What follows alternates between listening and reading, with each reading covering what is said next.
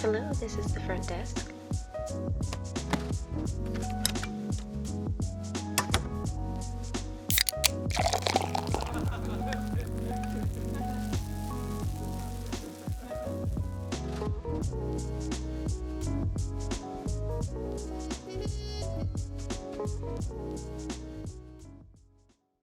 Good morning and welcome to episode 67 of the Crack and Backs podcast with your hosts, Dr. Terry Wyman and Dr. Spencer Barron.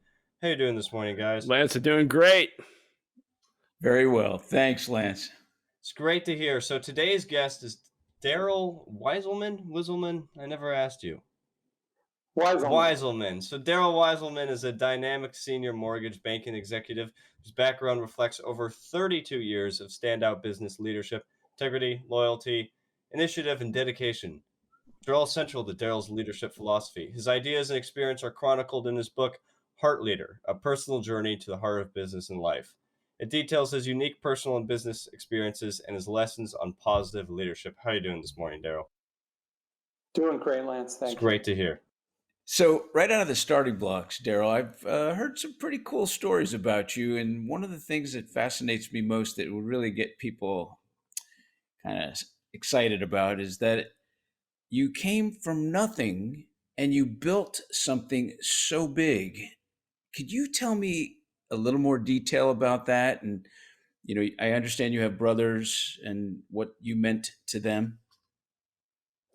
Sure. Well, so, and I appreciate the compliment, but here's the truth. I believe business is a pie made up of 4 equal parts: luck, opportunity, timing, and me. So, yep, we started from nothing. We built a big business, had a lot of success, but I'm going to tell you that luck, opportunity, and timing, 75% of it. Now, do I have a part in it? Yeah, 25%. Okay. And, you know, I've met during my life and career, as you guys have, a lot of people who seem to think that they're smarter, better looking, whatever, because they've succeeded. And as I drill down into their business life, if they allow me to, I think in most cases we derive that 75% of it's not them and 25% of it is them. Now, on the flip side, on the failure side, it's also probably only 25% you. So you have bad luck, bad opportunities, bad timing, and thus your failure is probably 75% nothing to do with you and 25% to do with you. So I want to be mindful about that and use that as a great opening message, because I think a lot of people get caught up in thinking that people, you know, are better than they are. The truth is, I believe we're all flawed. We're all in pain. We're all struggling. We're all searching. And in that, you know, this success pie or failure pie, however you want to refer to it, is a key component. And for me in my career, 100%, I believe that 75% of my success and failures have been outside of my control. Then my brothers, I'm 56. I have 53-year-old twin brothers, Jason and Randy. They both work for me. Growing up, we had some challenges. My parents had some drug and alcohol issues, and it was a very, very abusive, physically and mentally abusive household. And I ran blocker for my brothers in that scenario from probably the time I was 9 or 10 until we got out of there, you know, in college. I think, you know, I'm really, really grateful for that experience, as painful as it was and continues to be. I think that was my first real leadership opportunity, leading these 2 young kids as a young person myself. And of course, you know, from the point of view of, you know, relativity, no 10-year-old should be forced to lead anybody, right? I mean, that's a fail. That's a parental fail. But it also, on the flip side, on the positive side, It gave me a very thick skin. It allowed me to see some kind of dark things at a young age that I would discover later that is a component of life, both personally and professionally. So that leadership opportunity, which was, I believe, my first leadership opportunity, really led me to where I am now. And my passion for leadership, and as much as I've spent my life in the mortgage banking business, I'm not in the mortgage banking business. I'm in the people business. My job is to try to inspire, motivate, bring in some modicum of transparency and vulnerability to let people know that they're okay and that their pain is completely legitimate and okay and not much different from other people, regardless of income status or really anything else. So did I answer your question? Oh, yeah, very. And no, I love it because, right now, mental health has been such an issue and people are suffering the way you did in your earlier years. And, they could learn so much. And that's important because that now our listeners are relating to your story, and whatever comes out of your mouth next is going to be golden. So with that said, I understand you also sports was a part of your life growing up, and Terry and I both, we specialize with athletes, and people don't realize that athletes, especially student athletes, are experiencing greater mental health issues than just your non-athlete that's a student. But people don't realize that. So can you share some thoughts about how sports and leadership has morphed you into who you are today? Yeah, so I'm really, really grateful that I grew up in an era that, wasn't a technology driven. Sometimes I talk to my kids and I'm like, when I was, a young person, there was no computer, so I could watch, I had a dozen or so channels on television, or I could go outside and play sports. And sadly, the computer has become such a distraction and such a replacement for some of these kind of what I refer to as growth activities, because I believe, sports, whether they're individual sports like pickleball or tennis or racing, car racing, or team sports like I played all through college, football, baseball, whatever, they all teach a lot about working with other people, compromise, understanding different personality types, grace, and different components that we really, really need in our life. Now, for me as a young person, I played a football, Pop Warner football, for a guy named Coach Pops.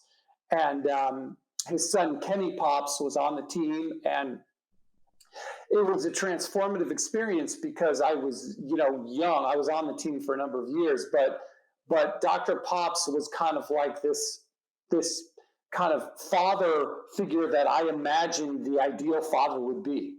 And not only was he graceful, but he was also loving. He was an excellent teacher.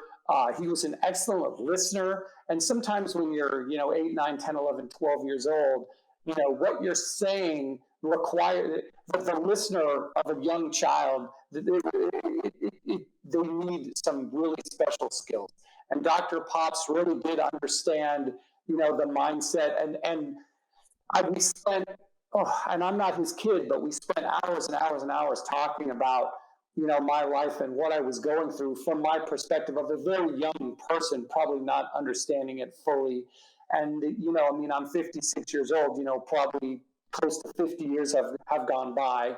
And this guy, I wrote about him in my book because he had a profound effect on who I eventually became. And, I'm sure he's passed away now, but I would have loved to have shared with him the impact that his coaching and teaching, mentoring has had on my life. Was he like a father figure, being that what you were saying about your dad in the past was not exactly what you had hoped to have as a dad? Yeah, I mean, the way I observed the relationship between Kenny, his son, and Dr. Pops, it was really different than the experience that I was having. Dr. Pops was a focused businessman, a doctor. He was a really good father. He was hands-on. He spent a lot of time with his children. He listened well. He coached. He mentored. He did all the things that, I didn't really understand, at the time. Of course, now in reflection, thousands of hours of therapy and reflection, really, I've learned to really appreciate, the type of person that Dr. Pops was in my life and his own kid's life. And I've tried to some extent to model my own parenting after Dr. Pops and and look, the truth is I was a young kid, and the reality and my perception now could have been totally different. I really don't know. And I really don't care. I know that the takeaways were the things that I focus in on, and that's on the positive side. And what was interesting about Dr. Pops and about the Cowboys, the team that I played on, is that the team was incredibly successful. And I think a lot of that was because he was a heart leader. He wasn't one of these coaches who,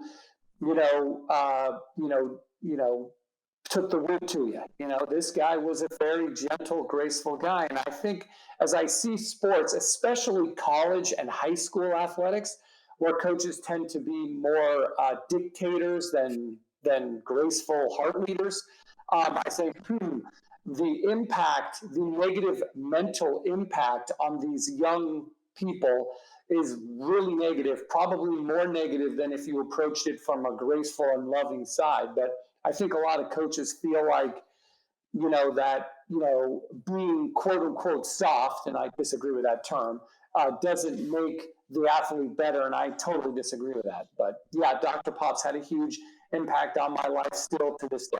It's great. Love hearing that. So go ahead, Terry.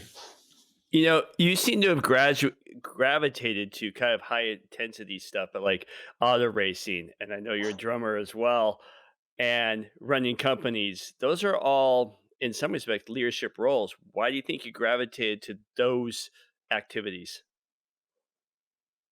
So there's a lot of things that I left out of the book.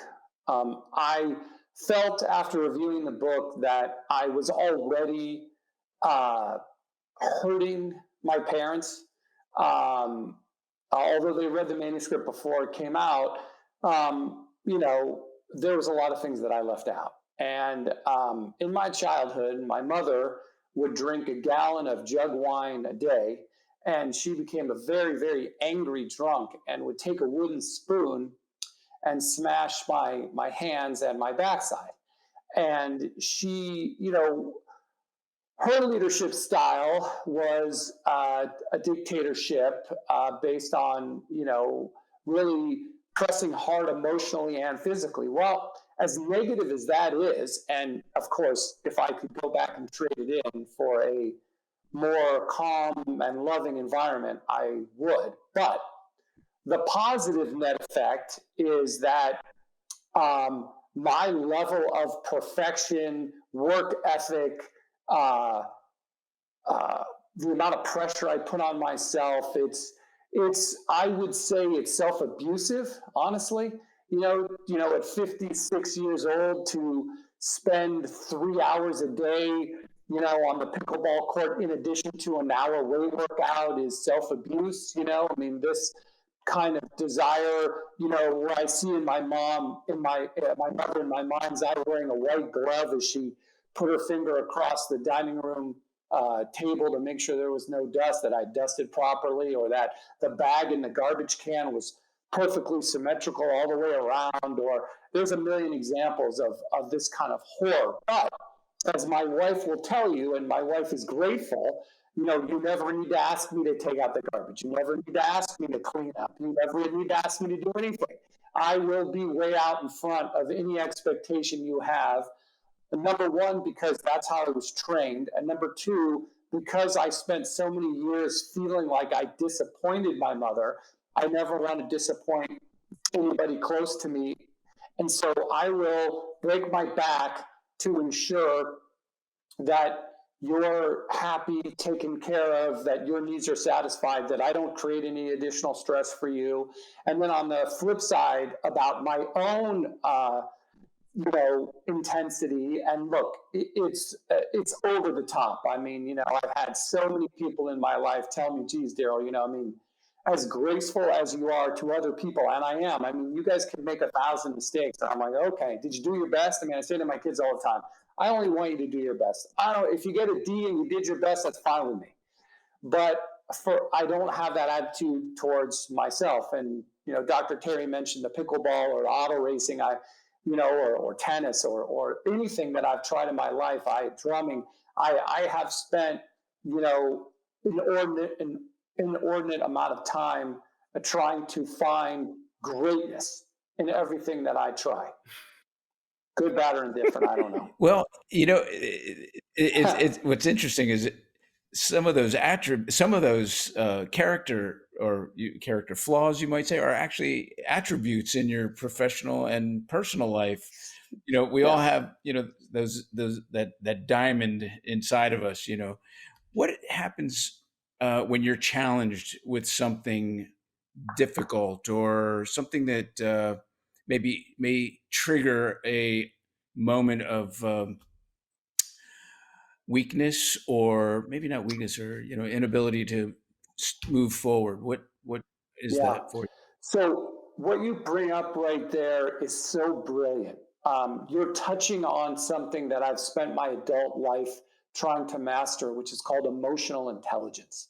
And the way that I define this is it's a continuum that goes thoughts, feelings, actions and behaviors, and results. So I'll give you an example. You're driving along, guy cuts you off, you have a thought, leads to a feeling of anger. Your action is to pull him over, punch him in the face, and the result is that you go to jail, right? Same exact example. You're driving along, guy cuts you off, you have a thought, leads to a feeling of anger. At that point, you have a crossroads. And the crossroads is your own actions. So let's say, for example, at that moment, as I'm feeling this anger, a bird whispers in my ear that this guy's driving home from chemotherapy and he didn't even know I was there. So now I have awareness of his situation and I have grace about his situation. So are my actions and behaviors going to be different? Of course. And are the results going to be different? Of course. I'm not going to pull him over and punch him in the face and go to jail. I'm going to gracefully say, geez, this guy didn't even know I was there. So ideally, in the practice of emotional intelligence, we want to assume that everybody's in a tremendous amount of pain, even if we're not aware of it, and that we need to behave with grace. Now, this is a practice. The more pressure we're under in the moment, the less able we are to practice emotional intelligence. And I'll tell you a true story that's very embarrassing. I was in a race at Laguna Seca Raceway, and there something happened on the track where one of the guys I was racing against put his middle finger up outside of the cockpit of his open wheel race car at me. And I was thinking, I wonder what that was all about. I didn't realize that I had done anything to get in his way or upset him on the racetrack. Now, I'm mindful that we're going 160 miles an hour up the straightaway at Laguna Seca, and it's very, very, very dangerous. So anything that I would have done, I would never have done intentionally to hurt this guy. Well, after the race, what happens is the stewards bring all of the cars after every race that we do into kind of an impound area. So all of the cars are in one place as opposed to the cars going back to their individual pits. So all the cars come into this one area in the tech area. So this guy gets out of his car. Now, I'm strapped into my race car. I have my seatbelts, my helmet, everything's on. And the guy comes, we'll call him Bill. That's his name, but we'll call him Bill. So Bill gets out of his car. I can see him peripherally walking over to my car. And he sticks his helmet down in my cockpit and starts screaming and yelling profanities and just telling me all these things. And I'll tell you to this day, I have no idea and I've watched it on video from my in-car camera and his, and I still don't know what he's talking about, but that's not the issue. The issue is he's screaming and yelling at me. I take my hand I take a hold of Bill's helmet and I pull it right close to my helmet. I said, Bill, if you don't get out of my cockpit, I'm going to end you. And Bill continued to yell and scream inside, bending inside of my cockpit. I took my helmet off, my belts off. I told Bill to take his helmet off. And then I slugged Bill as hard as I could in the face. And the result of that was I was on probation for a number of races. And in reflection, I thought to myself, wow, Daryl, you totally failed, right? If I had to do that over again, I would have taken my helmet off, put my arm around Bill and said, Bill, if I did anything to upset your race or cause you fear on the racetrack or anger, I 100% apologize. That wasn't my intention. I didn't mean to get in your way if that's what I did. And I would have reacted in a way that was much more in line with my own philosophy of emotional intelligence. So I fell down in that situation. I reflect on that particular day often. There have been other times where I have fallen down like that. So I always say to people, when you look at the, thoughts, feelings, actions, behaviors continuum, I say, look, there's a crossroads between thoughts and feelings and actions and behaviors. You get to choose your behavior. Now, like I said, under the more pressure you're under, the harder it is to choose your behavior. However, ideally, we want to catch ourselves before. So we have a thought that leads to a feeling. The world doesn't see this. It's just inside of us. But the world sees our actions and behaviors. So what we want to try to do to adhere to this idea of emotional intelligence is be aware of the thoughts and feelings, and then what are, as you say, what you said so beautifully, our default, our trigger is to, punch a guy in the face or do whatever. Instead, we could say, I'm not going to react negatively. So the ideal place to catch that is before the negative actions and behaviors. However, it's also better than nothing to catch it during it.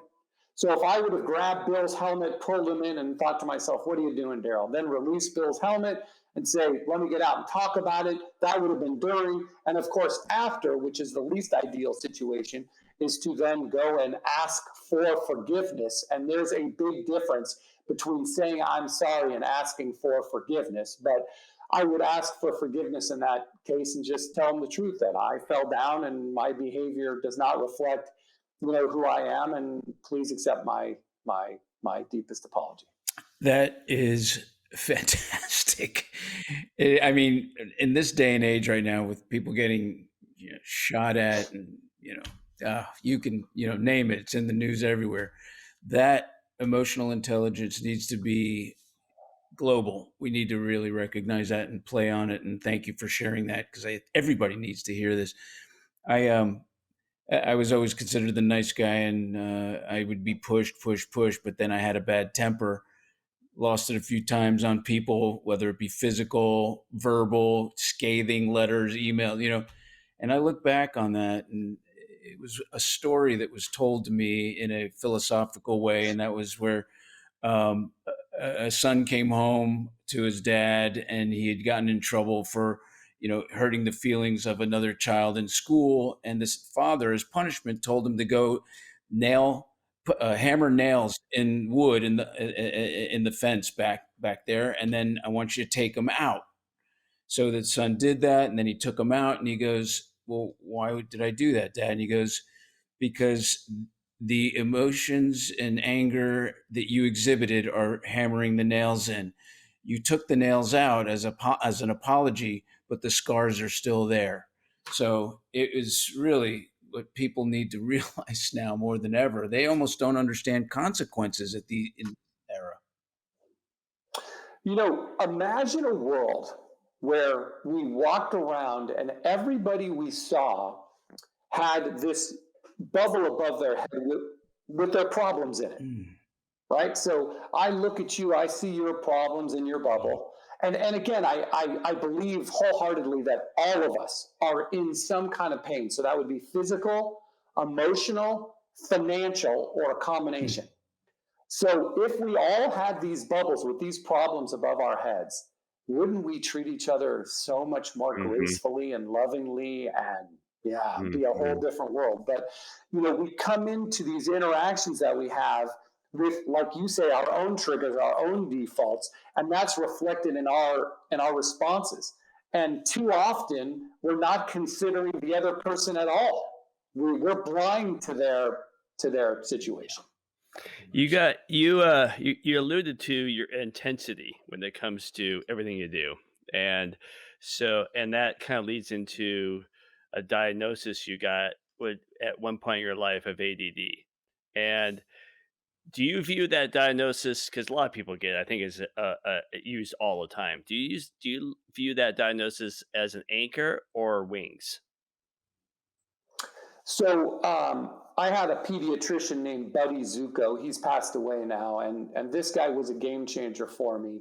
When I was a young child, I would wait all week for a program to come on TV, and then the program would be on, and I would be running around the house. I mean, I couldn't sit still. I had so much trouble reading. I couldn't focus in school, falling off my chair, getting up for no reason. I mean, I was a serious behavioral problem at a very young age. And Dr. Zuko, his good patients, or people close to him, call him Dr. Buddy. And Dr. Buddy, said to me, Daryl, said to my mother and to me, I think, you need to try this Ritalin. And of course, this is like 1970. I mean, this guy was way out ahead of his time. And the Ritalin, I would say, was the biggest game changer of all. Now, it worked to remap my brain at a time when I didn't have any social awareness. And I think a lot of what people with ADD or ADHD suffer from is a lack of social awareness or social expectations. And I'll give you an example.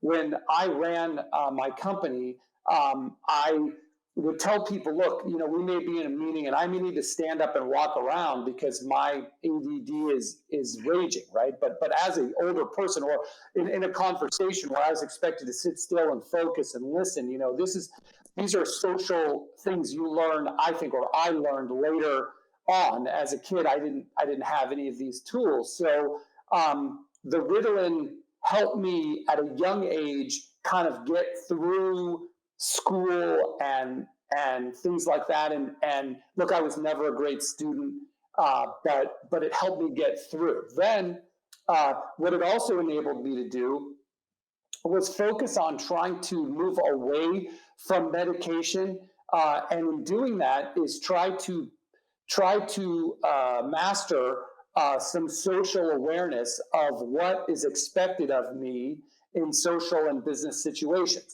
And as I got older and studied with Productive Learning and Leisure, a great company out of San Juan Capistrano, about emotional intelligence, about social awareness, it enabled me to garner skills and to master skills where I could almost mask the ADD. Now, I haven't taken Ritalin since I'm 18 years old. However, I still suffer the same symptoms. To sit here on this podcast, to look into the camera, to sit still, to focus on you guys takes, so much more energy than most people without ADD need in order to function. So I think the sports help me to utilize physical expression to not only garner some self-worth in a time where I really needed it, but also to exhaust myself. Sports, drumming, when you look at these things, you're like, okay, because, ADD already lends itself to not, resting or sleeping well, then you put in a stimulant like Ritalin on top of it, it makes sleeping even more difficult. So once I figured out the social piece as I got into my late teens and early 20s, and I still utilized the physical piece in order to exhaust myself so I could get a good night's sleep, because to this day, if I'm not exhausted, I can't sleep. But to answer your question, I'll say that Ritalin was Ritalin and Dr. Buddy Zuko were two huge components to my personal and vocational success. And again, you talk about luck, right? Luck, opportunity, timing, and me, right? So, I mean, how lucky to meet this game-changing physician. And timing, he came into my life at a time when I needed him. And opportunity, my mom, for all her flaws, allowed Dr. Zuko the opportunity to treat me with this brand new drug at the time. And yeah, it was a game changer and served as a launching pad or a diving board to a lot of awareness and success at this age. Now, my son Jensen, 20 years old, has ADHD. And because I have it, it enabled us to navigate through his younger years, which were very challenging, he and I together. And I think it created a deep bond that was kind of an unknown benefit during, my Ritalin years and even my years working on myself so that I could focus and meet the social expectations of you guys and everybody else that I'm dealing with vocationally and personally. So yes, game changer, huge. And, when I see, and I don't want to make this political or in any way take a side, but when I see people say, well, my kid, has a behavioral problem, whatever, but I'm not going to give him a stimulant or her a stimulant, and I say, well, look, if the kid had diabetes, you give the kid insulin, or if the kid had cancer, you do chemotherapy or radiation, So I just, this is the synapses of the brain. It's just firing differently than other people's, and we need to rewire that. And if that rewiring takes place through medication during the transformative time where the kid doesn't have the ability to understand social cues and to learn about emotional intelligence and social awareness, then give him the medication and hope and give him or her the tools to develop these pieces so that they can, give up the medication, in their late teens or early 20s. But yes, to answer your question, total game changer. So grateful for Dr. Zugo and for the Ritalin.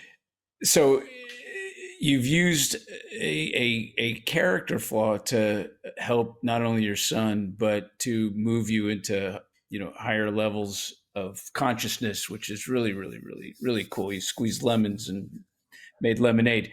And of course, when you mentioned Dr. Buddy Zuko, I think of Rodney Dangerfield and Dr. Vinnie Boombots, for those of you who remember Dr. Vinnie Boombots. But I really want to ask you is, where do you get this energy from? You obviously have to sleep to some degree, but what do you do to take care of yourself? Yeah, so the issue of my sleeping is, continued for all these years, and now in my mid-50s, as we lose melatonin, it's even more challenging. But I will spend an hour or so in the gym in the morning lifting weights. Then I'll spend 2+ hours, sometimes 3, either tennis court or pickleball court. More pickleball now than anything else. And I want to get myself to the point of utter exhaustion. So at that point, then I can get a good night's sleep. On the weekends, especially when it's warm, I use the sun as a transformative medication. So my wife and I will, jump outside into the yard for, a couple of hours in the sun to try to get that vitamin D. I think that's a huge component to vitality and success. But yeah, the working out, I still drum.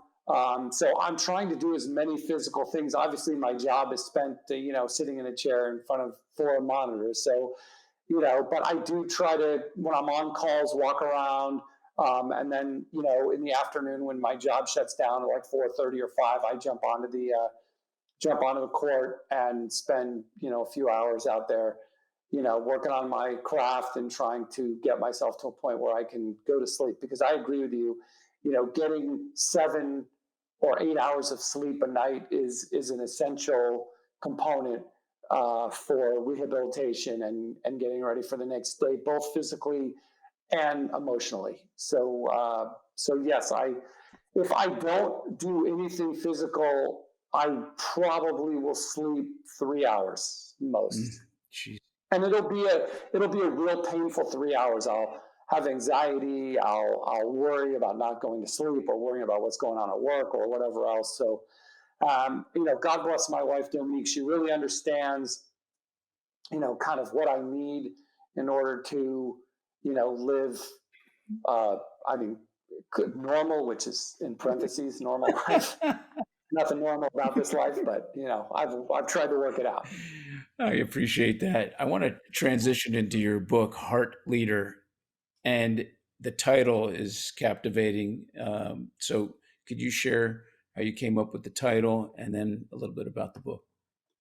Yeah. So what I observed, so we started this company, I was 24 years old. I didn't know much about much.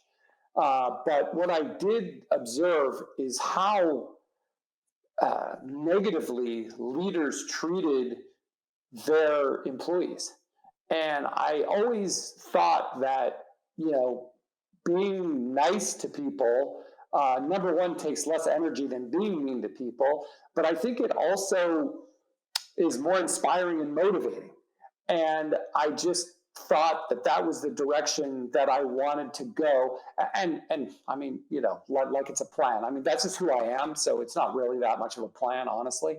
I couldn't be the, hard ass, yelling at the people leader. We sold our business to Countrywide, and, their culture, which I didn't know before the sale, but their culture was based on, dictatorship and tarring and feathering people in the hallway that everybody could hear. And I just thought, this is just a bad way to get people to be happy at work, to be loyal, and I think so much of where people choose to work is based on how they feel about the leader or who they report into. So I just looked, from, my 10-year-old self leading my brothers as a leader to the leader of, today, 56 years old. And I say, well, I would consider myself, the type of leader that people want to work with because I'm gentle. And maybe there are some people who need that stick, but I'm just not that guy.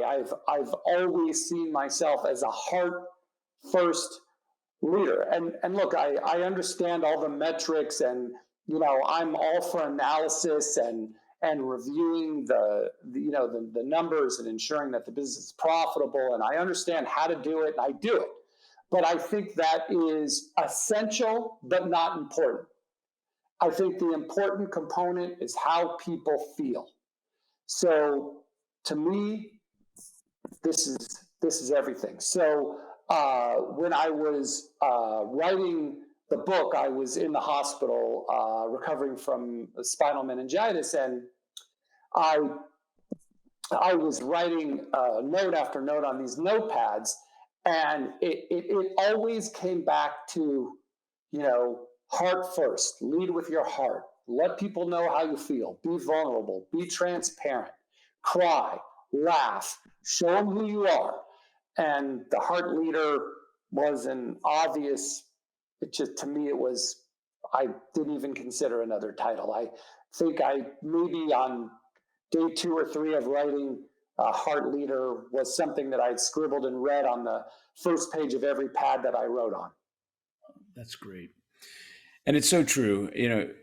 We now, Dr. Terry and I have both worked for teams and universities and things like that. And we see so many different coaches and coaching styles out there, and some that are so inspiring, not just to us that work with the team, but obviously the team itself.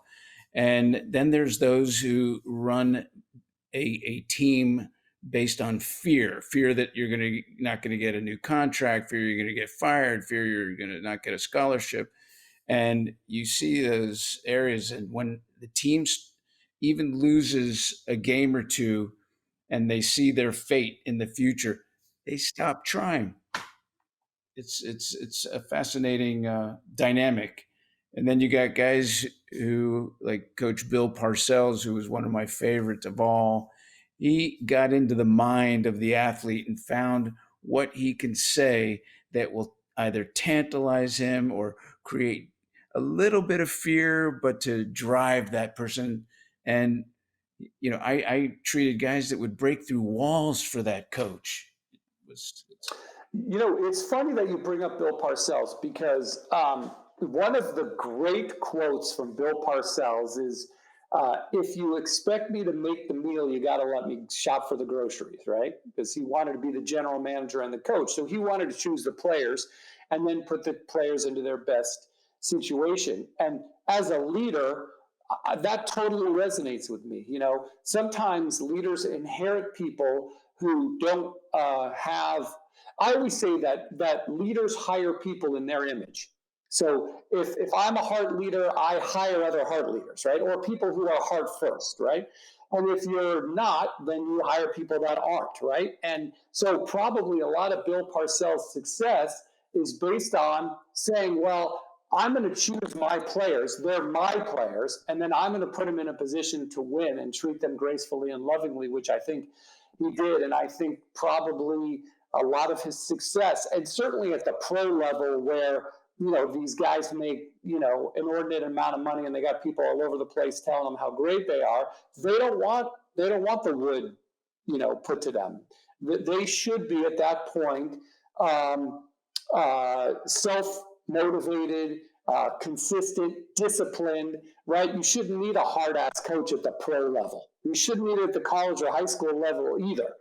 But there's still this mindset among leaders, some leaders, that, ruling with an iron fist and not letting people see you sweat is the way to be an effective leader. And right, wrong, or indifferent, I totally disagree.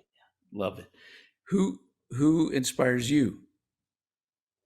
So my number one inspiration is Coach John Wooden. I had the very, very fortunate situation to have hired a guy in my IT department who was married to John Wooden's granddaughter.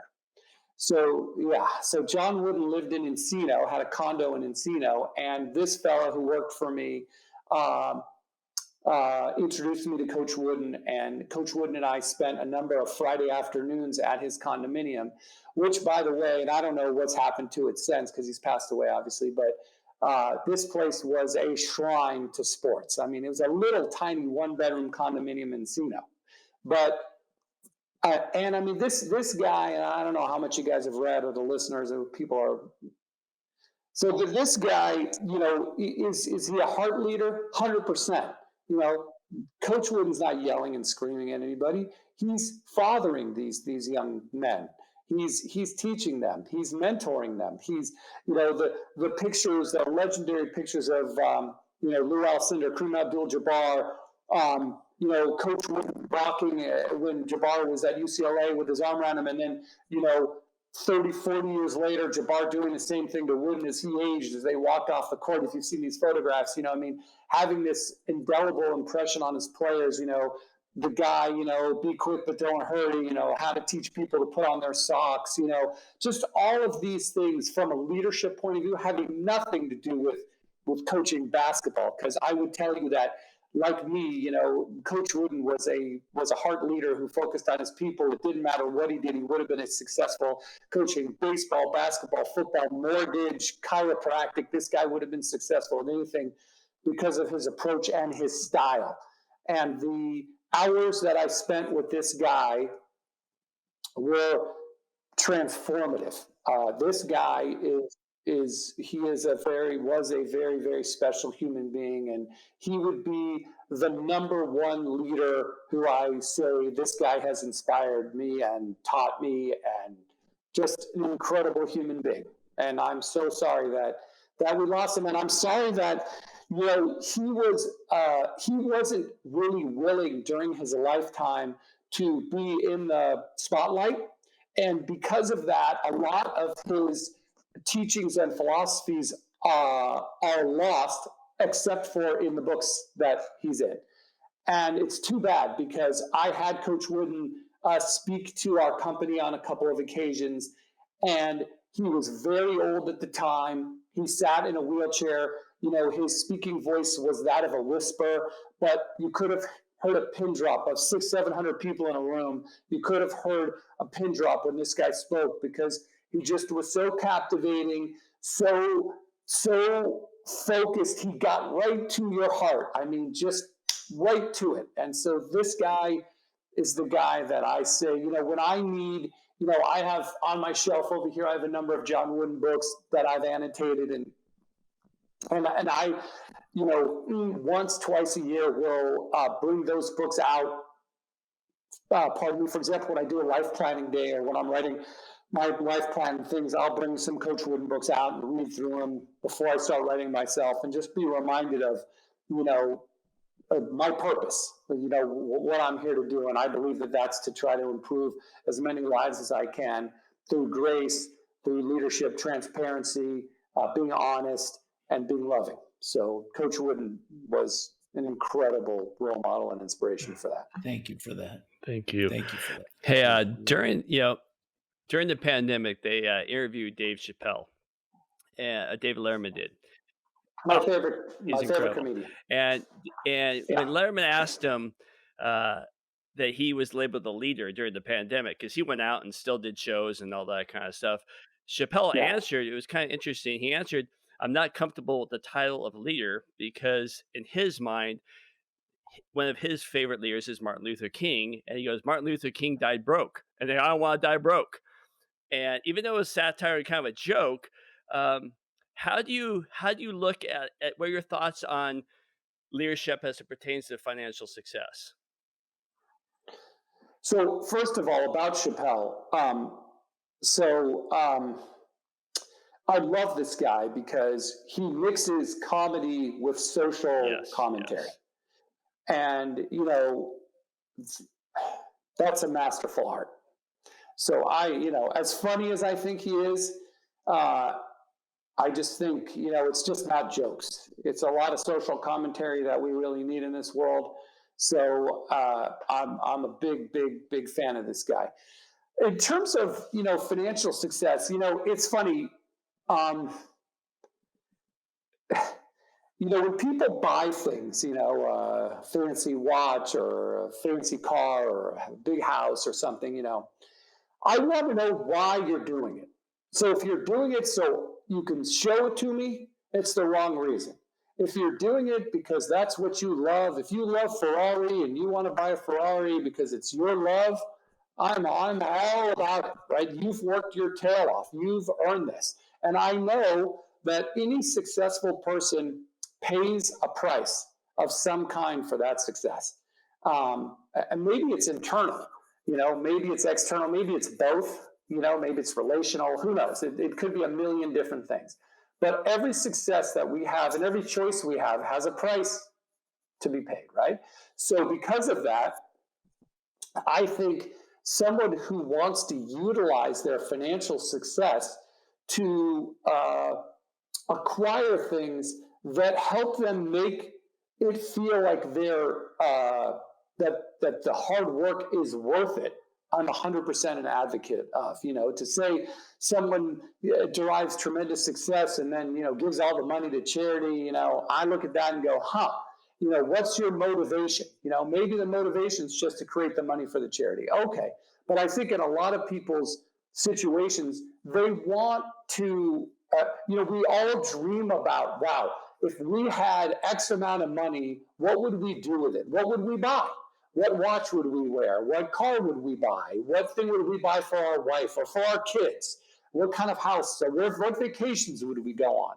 So I think there's so many beautiful things in the world that cost an inordinate amount of money, that success helps bridge that gap between the dream of what you would do if you had it to experiencing what you do when you do have it. And so I think there's a beauty to financial success if it's not used to suffocate other people.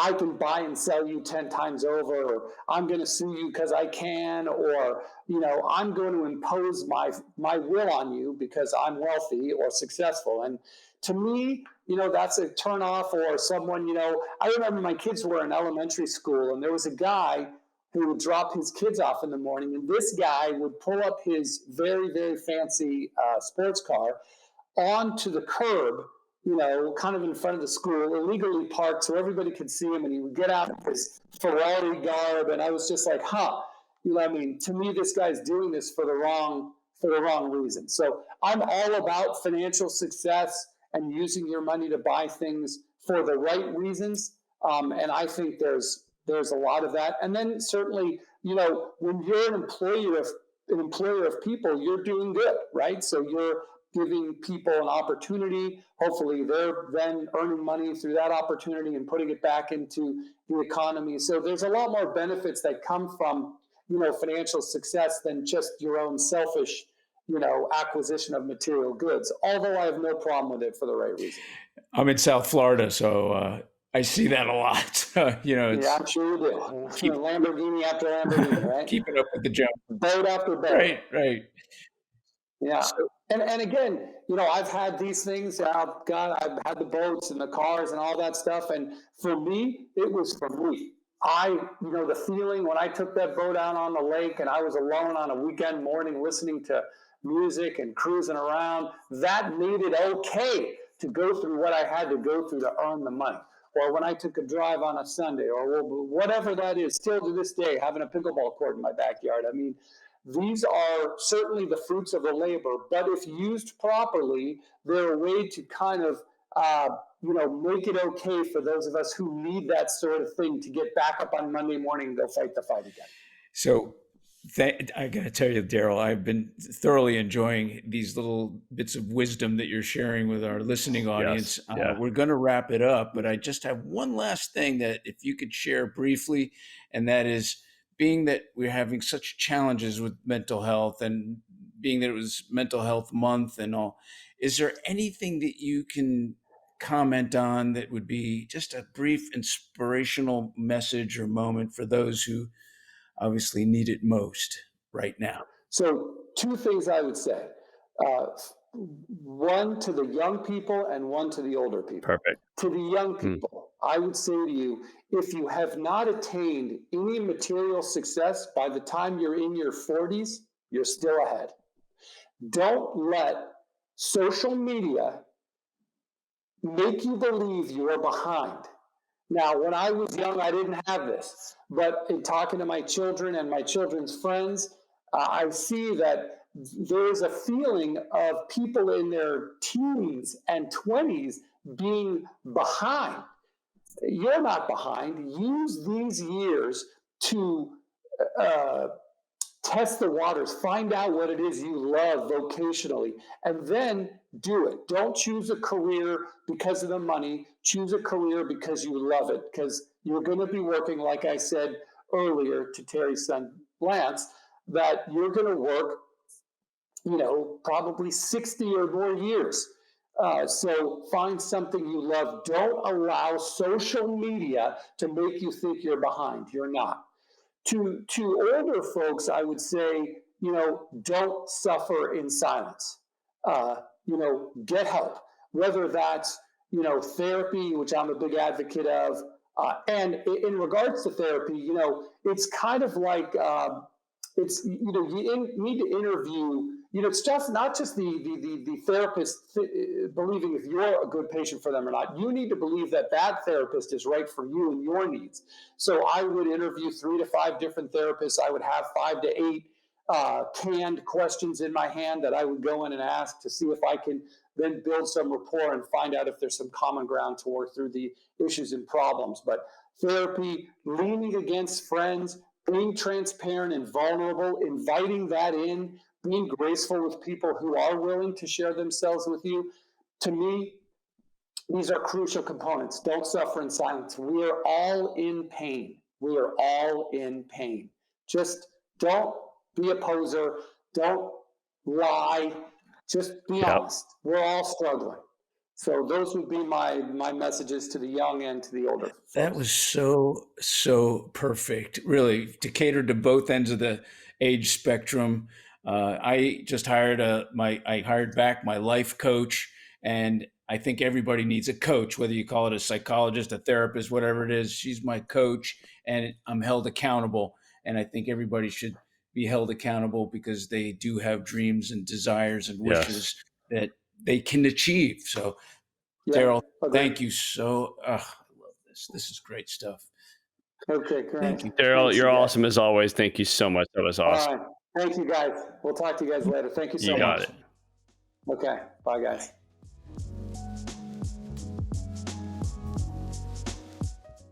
Thank you for listening to today's episode of the Crackin' Backs podcast. We hope you enjoyed, and make sure you follow our Instagram at Crackin' Backs Podcast. Catch new episodes every Monday. See you next time.